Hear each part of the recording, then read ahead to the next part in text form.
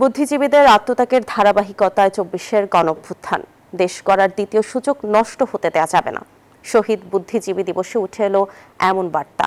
সকালে মিরপুর শহীদ বুদ্ধিজীবী স্মৃতিসৌধে জাতির শ্রেষ্ঠ সন্তানদের প্রতি শ্রদ্ধা নিবেদন করেন রাষ্ট্রপতি ও প্রধান উপদেষ্টা।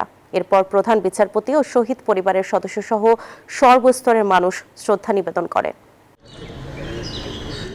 গণঅভ্যুত্থান পরবর্তী নতুন বাংলাদেশে শহীদ বুদ্ধিজীবী দিবসের শুভ্র সকাল। জাতির সূর্য সন্তানদের প্রতি শ্রদ্ধা জানাতে মিরপুর শহীদ বুদ্ধিজীবী স্মৃতিসৌধে রাষ্ট্রপতি মোহাম্মদ শাহাবুদ্দিন ও অন্তর্বর্তী সরকারের প্রধান উপদেষ্টা ডক্টর মোহাম্মদ ইউনূস।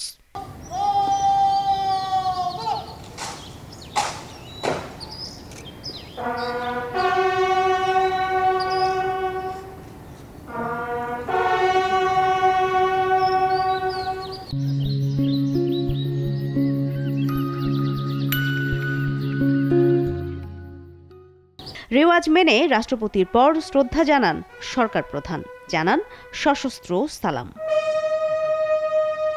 শ্রদ্ধা নিবেদনের পর অবনত প্রধান উপদেষ্টা।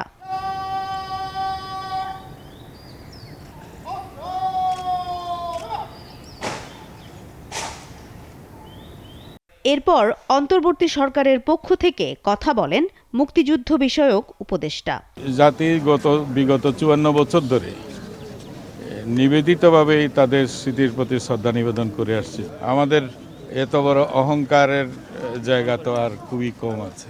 জনগণের মতামতের ভিত্তিতে যে সমস্ত সরকার আসবে বাংলাদেশে আগামী ভবিষ্যতে, তার জন্য একটা জুলাই সনদ হয়েছে, তারই ভিত্তিতে নতুন বাংলাদেশ গড়ে উঠবে।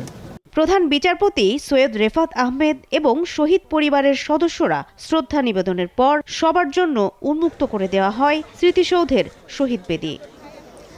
লাখো শহীদের রক্ত আর আত্মত্যাগের বিনিময়ে অর্জিত যে স্বাধীনতা, সেই স্বাধীনতা, সার্বভৌমত্ব এবং গণতন্ত্রকে সমুন্নত রাখতে নতুন বাংলাদেশে অতন্দ্র প্রহরীর মতো তরুণদেরকেই বিজয়ের পতাকা হাতে তুলে নেওয়ার আহ্বান জানিয়েছেন এখানে আগত সাধারণেরা। মারুফা রহমান, নিউজ 24, ঢাকা।